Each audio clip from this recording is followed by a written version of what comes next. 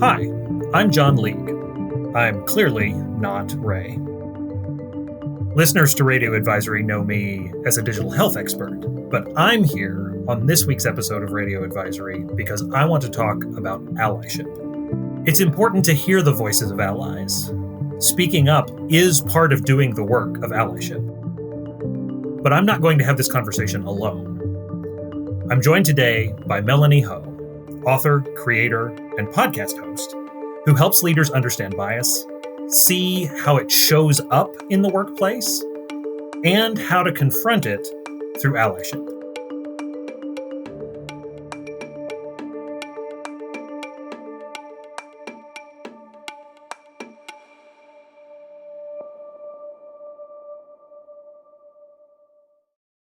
Hi, Melanie. Hi, John. Thank you so much for being with me today. I want to start off just giving you an opportunity. Tell us about yourself and how you bring the concept of strategic imagination into conversations you have about racism, sexism, bias. I have one of those backgrounds where I used to think of myself as having these two parts to myself that were totally different. I spent 12 years at a spinoff of the advisory board called EAB, where I was a senior vice president, advised colleges and university leaders. So there was this business side of myself. And at the same time, I have also been a visual artist. I taught literature, got my PhD in English, have always been writing some kind of fiction. I used to think of these things as two distinct parts of myself.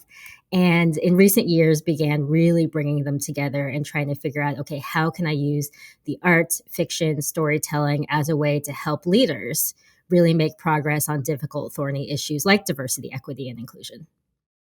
One of the interesting things to me about this was when you came to advisory board and shared this sort of different perspective on these issues with us and led some time with our team. The response that I got back was, this felt like such a gift of time. And I have never thought about these issues in this way. And people gave a lot of credit to the drawing exercises that they did to sort of get them thinking about it in a different way. What has surprised you most about how people respond to engaging with these topics in a more imaginative kind of way? So if you had told me 5 years ago that I would be using drawing as a way to get leaders and teams thinking about diversity, equity, and inclusion, I would have just not believed it. I would have thought, well, drawing, comics, things like that, they seem so silly. And how would we use them to help people tackle difficult topics? And over the years, I became exposed to a lot of research actually on the power of art and comics in particular as helping people kind of engage with difficult topics. I've always been someone that liked to draw, but never really thought of myself as a good artist. And I started to realize that drawing is actually a way to activate our imaginations to help us just think and sort of free ourselves in a different way. One of the challenges with diversity, equity, and inclusion trainings and discussions is that we come into them with our armor on and our defense is up. And that makes it really hard to have candid conversation. That makes it really hard for folks to come up with creative solutions. So I started using drawing at first, just a little bit. And with every workshop, I started to get braver and do it more and more and have folks pick up a marker, unlock that inner child that is free of those defenses, of those guards up. Folks look at some of my drawings at first, and then we have people just draw as a way to reflect on situations of bias, as a way to come up with creative solutions.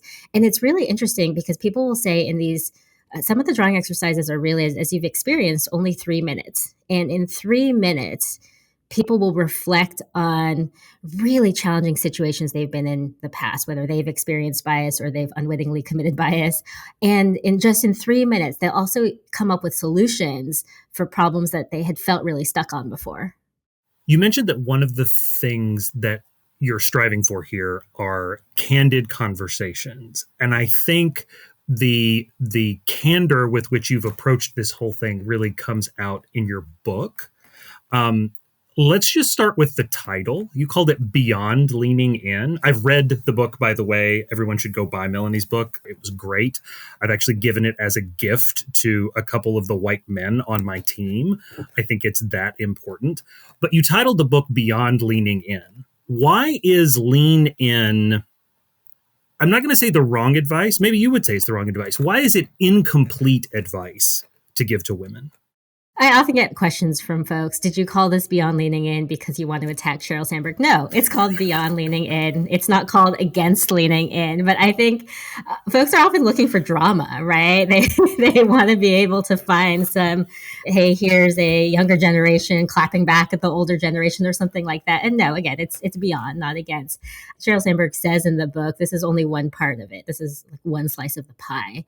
And to me, lean in is important advice, but we actually have to do more. And the idea of lean in doesn't get at why it's hard for women to lean in. What are the extra barriers we face? What are the penalties when we face when we sometimes do lean in? Sometimes lean in is actually bad advice because it can backfire. What are the ways that telling women to lean in doesn't take into account the fact that that connects to this idea that women should be more like men stereotypically are, right? Be more aggressive, interrupt. Why aren't we talking to men about all the ways that women are socialized to listen more and to amplify others' voices? And so to me, lean in is about saying women are the problem versus saying, let's look at the systems and the culture. So when we think about the systems and the culture, let's talk about the role that allyship plays here, because I think you're pointing to a broader issue. It is not simply just having women do the work to overcome the challenge of being marginalized. There is a place for allies. What is the work that can really help here? There's a metaphor I use often throughout my book and also have a comic about this. And I think of it from basketball as points versus assists. I remember when I was a kid and I would watch basketball with my dad, and he would say to me, he would kind of pull out the newspaper as we were watching the game, and he would say, look, they keep track of points and they keep track of assists for all the players, but everyone just talks about and glorifies the points. And actually, the assists are just as important, maybe even more important. You can't win the game without any assists. It really stuck with me, especially as I grew up, as I started to see how different gender dynamics would play out in meetings when I was in school, in meetings in the workplace. And I think of points as each individual really trying to advance their own viewpoint and their own ideas and their own position and power in a meeting. So think of that as, I think this statement. Or my favorite is when people say, I have a question, and really it's a statement and opinion worded as a question. Now, if we compare that to an assist might be saying something like, hey, so and so had a really good idea. Or even so and so disagrees, but in order to make this better, we actually need to hear all points of view. So an assist is really about taking into account the collective needs of a group. Men are often socialized more towards the points. Women are often socialized more towards the assists. And we have cultures that really depend on the assists, but value the points. So every single task that often women disproportionately end up doing, taking the notes at the meeting, remembering the birthdays and bringing the cupcakes to the parties, all of those things are really in the category of assist, even mentoring, joining service groups and committees, planning events.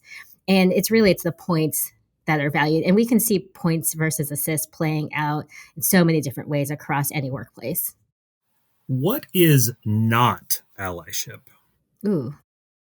So often I think that it's not that people are doing things that aren't allyship, it's that they're doing sort of the first step of many and then calling it a day.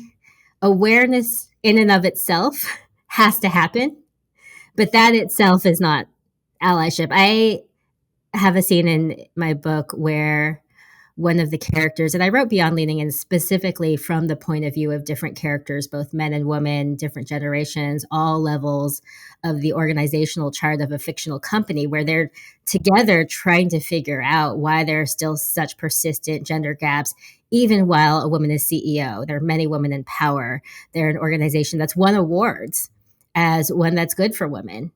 And yet still there's this big gender gap. And we go back and forth between these perspectives to understand why. And there's a point where a character, a lot of the men who read my book say they identify with this character. His name is Kyle.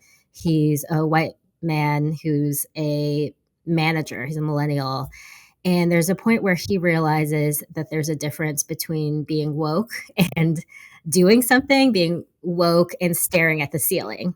And I think that a lot of allyship begins with that first step of, okay, I recognize that there's a problem. I can see gender or racial bias in my workplace, but then what happens after that?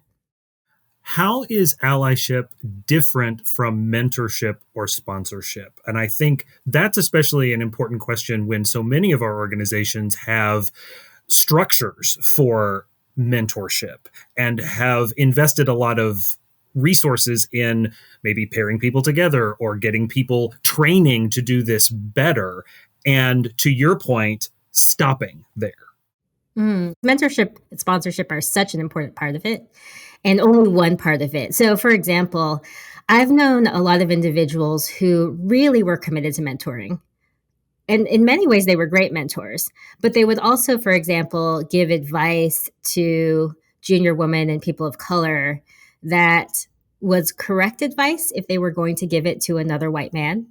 And I'm thinking about white men mentors in particular, but actually wouldn't work for the women and people of color that they were mentoring. I'll give an example of a woman who told me once that her mentor had told her that he starts speeches by talking about his young children in order to get empathy from the audience and connect to that. And of course, I have a comic about this and the fatherhood bonus versus the motherhood penalty. For a man who does that, you can almost hear the collective, what a good guy that the audience is thinking. And for a woman who does that, the audience across genders, because we all have the same unconscious biases, might be thinking, oh, wait, is she not as good as her job? Is she tired? Is that why this presentation isn't good? They just start to make all kinds of assumptions, and it primes them to listen to the speech in a different way. So the person was meaning well, wanting to mentor, wanting to give advice, but unaware of the systemic and cultural biases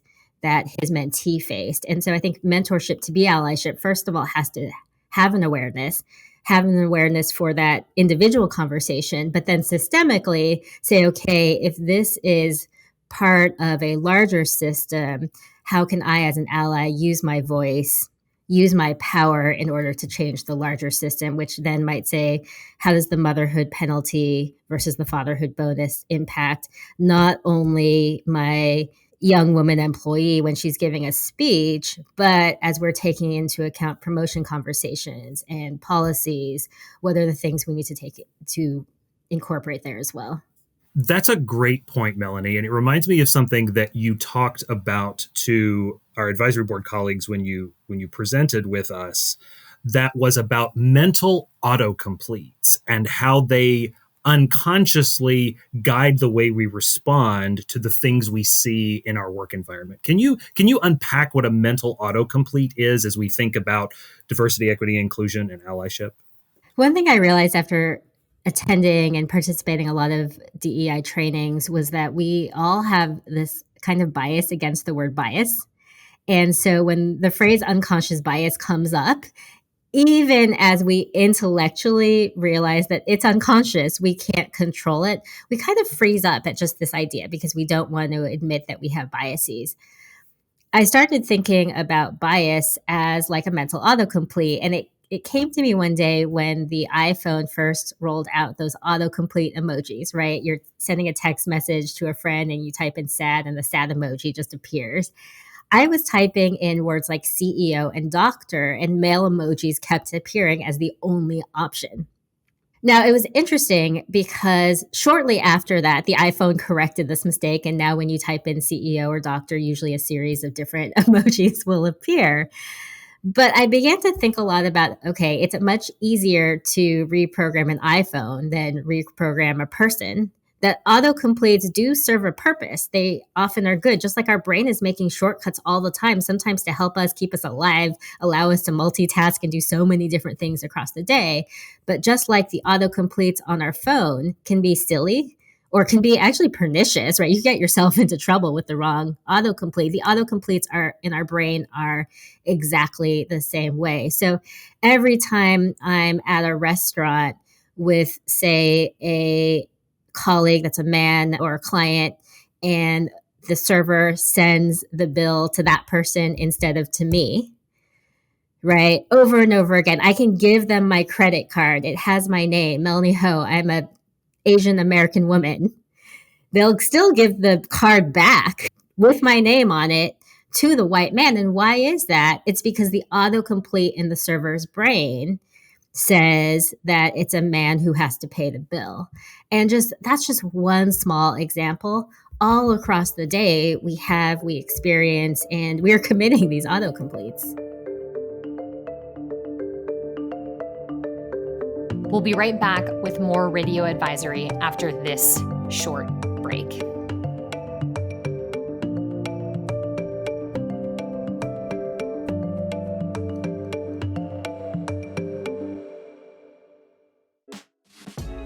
Advisory board sponsorship opportunities get your brand in front of your target audiences in healthcare. With a network of over 160,000 healthcare leaders, your customers are our members. Work with us to co-create written deliverables, sponsor virtual or in-person events, license content for your own channels, and more.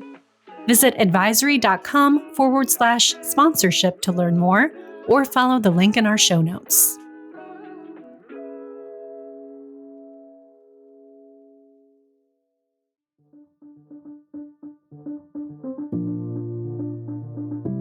Anyone who has listened this far in our conversation is on board.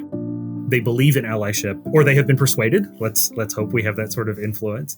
But there's another step, as you've been talking about. How do we see when we need to act, and what are the ways that we can act appropriately? I work with teams a lot on both the thoughts and the emotions related to recognize when we need to act. So, for example, I'll often talk with teams about what the most common conversational red flags are on their team. Now, there are some common ones like, hey, so-and-so didn't mean that. They're a good person. Nobody's perfect. They didn't mean to be biased. They didn't mean to be, people won't say they didn't mean to be racist. They didn't mean to be sexist, but that's often implicit in it. Or phrases like gravitas, for example, that convey a certain area of improvement that's someone is saying is needed, but often is tied to the word gravitas is often used for somebody who may be more white or tall or male. And if an organization actually is able to identify their particular red flags, building on a list that I give them, then we can say, okay, this is where our thinking brain can work for us because we can recognize when these are happening. But then there's actually also the emotional response. Because often when we say one of these things ourselves, or we are confronted on them, or we have to confront someone, what keeps us from acting is actually emotion. It's fear or shame or guilt or anxiety or just worry about what our colleagues will think of us. And so we're often kind of noticing these. The noticing isn't enough. And we actually also have to get to the emotional part. A lot of that is just being able to recognize our own emotions, know that that's okay, kind of, okay, I feel ashamed, I feel afraid, that's natural, but now how are we going to move on? And I also work with teams on what I call conversational resets. So what are some phrases? Mental autocomplete is a great one that we can use to point out that there is potentially bias going on, but in a way that's not blaming anyone, that's saying this is what's going on, and now let's move past it. That, for me, has been enormously helpful, just building the sort of vocabulary, like you were talking about, as a way to describe what's going on. And in my own efforts to be a better ally, it is those sort of technical labels that we can put on things that has helped me overcome a lot of the fear. And I think that's what a lot of white men feel, both there's guilt, but also there's fear of doing something wrong. And I don't ever want to come across as trying to hero the situation and fix it in many of the ways that we've described white men being enculturated to. But I think seeing and taking that next step to call it out, to be supportive in the moment in the way that you've described, are things that have helped reduce the stigma, for me at least, in feeling put off by my own guilt and fear, which honestly, as a white man, are probably never going to back up on me in a way that would be the same if a person of color or a woman pushed in that same way. I have a lot of influence both within my organization and among my peer group that I feel can and should be mobilized for those people. Being able to describe what is happening is the first step, and certainly one that has been enormously valuable as I have gotten to know you and worked with you in that. John, I loved the point that you had made after the drawing workshop, which is that there was an interesting metaphor of the act of getting comfortable just doodling as a way to process these issues, and the act of getting comfortable with talking about racial and gender bias. Yes, the act of drawing itself being a way to get comfortable with doing something you're not used to doing. We don't take the time to reflect. We don't take the time to sit with feelings that are uncomfortable for us. We certainly don't take the time to draw at work in a meaningful way. Some of us doodle in the margins, but most of us don't have paper anymore. We have everything on our laptop. So, that may not be a thing for most people anymore. But I think when we experience those kinds of activities, it's an opportunity for us to experiment with those feelings that we wouldn't have otherwise. And I think getting comfortable with doing things we're not used to doing is part of what this is about. Because as you said, most of the time we're thinking the system's thoughts. We're acting in the way the culture has taught us to act. If we're going to act differently, it is going to be uncomfortable. The discomfort doesn't mean it's wrong. It just means we don't do it very often. Exactly. You're getting comfortable with the fact that not everything's going to be perfect right away, that we may say the wrong thing sometimes, that we may do the wrong thing sometimes. And as long as we're acknowledging that and always striving to do better, that's okay. So I've mentioned several times that you worked with us here at Advisory Board. Can you please tell the listeners how they can find you so that they might be able to bring you in front of their teams? We'll have it in the show notes, but my website is www.melanieho.com, just my name. There you can find my comics. I've drawn, I think, over 50 comics about diversity, equity, and inclusion in the workplace, more information about my workshops and talks, how I work with teams to use the power of comics to reflect and plan new actions on these topics as well. My Instagram is also a great place just to look at a whole bunch of comics at once, and that's MelanieHo13, and we'll put that in the show notes as well. Thank you so much for talking with me today, Melanie. Thanks so much for having me today.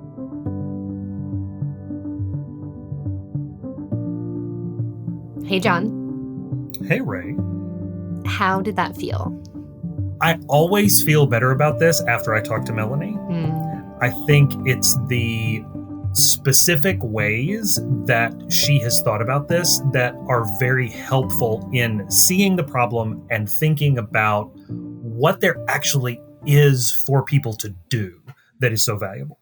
And you've done such a good job at amplifying Melanie's fairly unique way of talking about this problem, right? You admitted you read her book. She's come and sat down with us at Advisory Board to talk about this. What sticks out to you as the way that she's able to point out the subtle ways that bias shows up in the workplace, whether it's a healthcare workplace or not? One of the really cool things about the way she does this is through that storytelling. Like you mentioned her book, Beyond Leaning In. There's a great story in there called The Cupcake Trap that I think points to exactly the kind of subtlety that often gets overlooked, but is very real in a lot of settings, and honestly has been real in most of the work settings, including advisory board, that I've ever had. Do you have the book? Do you want to read that excerpt? Yes.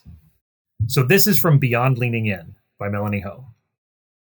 As soon as she got home, she pulled the memo up in the email sent box on her phone and found the sentences she'd remembered. Congratulations to Mara for her promotion to Senior Manager of Analytics. We're appreciative of Mara's incredible work ethic and also grateful for her exceptional baking skills. We've probably all gained a few pounds from her brownies. She looked at the description below. Congratulations to Michael for his promotion to Senior Manager of Analytics. He recently led analytical work that was exactly what was needed to bring a critical project across the finish line, leading to $5 million in revenue. The implications hit her. They had hundreds of employees at the company. Most people reading the memo wouldn't know every promoted employee. She could imagine Mara's manager defending the paragraph, saying that Mara liked bringing baked goods in, that it was important when it came to building a positive team environment. All that might be true, but people reading the memo would perhaps remember only one thing about each person. With Michael, they would remember the results. With Mara, they would remember the brownies. What did it make you feel the first time that you read that excerpt? Convicted in so many ways about the very subtle, well-intended things that have a negative impact because of the assumptions we make about the roles that people fill at work based on gender or how they appear.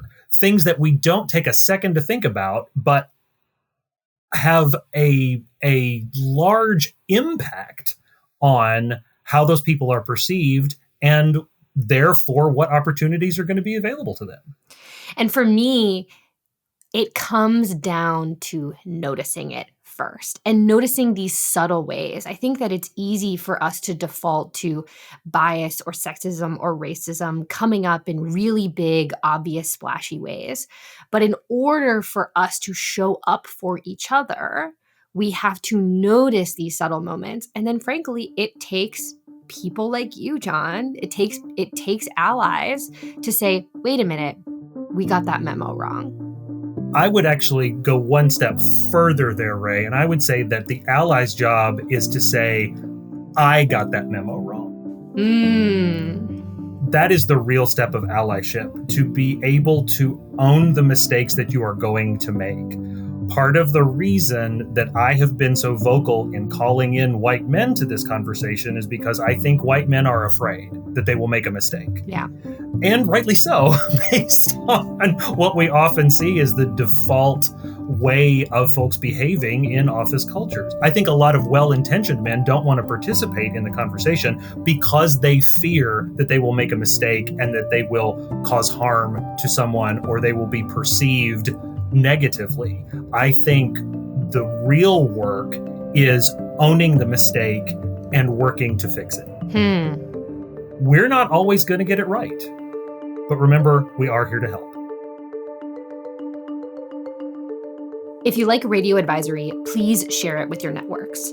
Subscribe wherever you get your podcasts and leave a rating and a review. Radio Advisory is a production of Advisory Board. This episode was produced by me, Ray Woods, as well as John League, Katie Anderson, and Kristen Myers. The episode was edited by Dan Tyag, with technical support by Chris Phelps and Joe Schrum. Additional support was provided by Carson Sisk and Leanne Elston. Thanks for listening.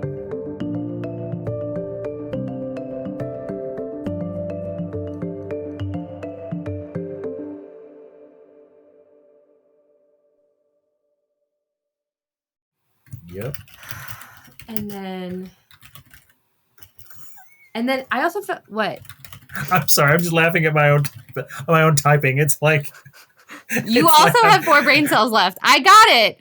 It's like I'm typing with flippers today. Something about today is not good. Oh, man.